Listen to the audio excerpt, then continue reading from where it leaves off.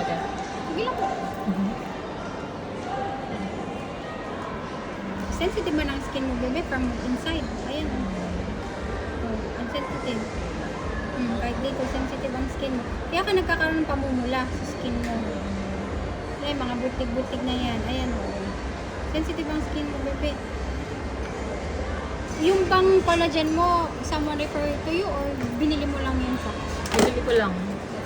Order ko lang online. Sensitive ang skin, bebe. Wrinkles natin.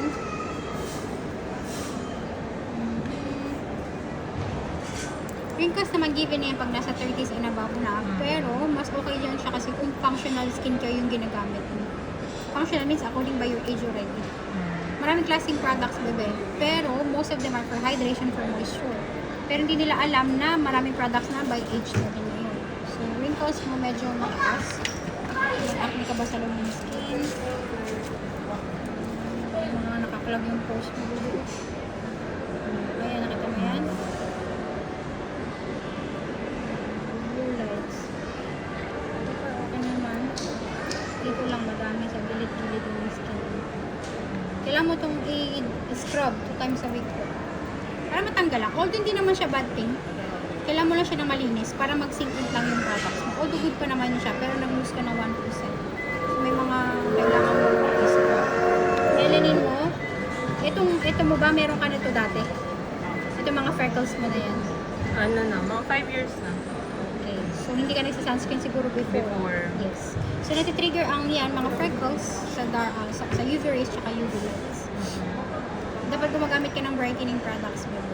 Para Kaya pa siya matanggal? Maglalighten yan siya kasi nakalabas na siya from outer layer ng skin mo. Pero, ang gagawin ng products namin is to stop yung production niyan para hindi na siya kumalat pa.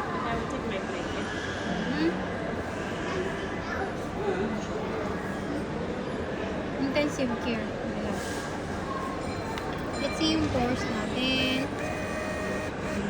Nakita pa yung mga pores mo widely. And here as well. So, toner lang po meron ka, tapos may serum. Anong serum ang ginagamit mo? Serum wala. Wala akong serum. Hindi kayo nagagamit ng serum. Kailangan mo na ng serum. Niacinamide, bebe. Yun naman, intensive care. Yeah. Okay. So, overall mo dyan, melanin is there, yung pores mo is there, sensitivity, wrinkles mo. So far, okay naman yun sa acne mo, pero may mga dirts lang na hindi siya nakukuha ng properly cleansing. Ano ba cleanser mo? Pans. Okay din naman yung pans, pero depende sa concern mo. Kung dry skin ka, dapat pang dry skin yung ginagamit mo. Send natin siya sa email mo. Okay. So by next na maubos yung products ko, you can come back. Yes po. So, send ko na lang po sa ano mo. Thank you so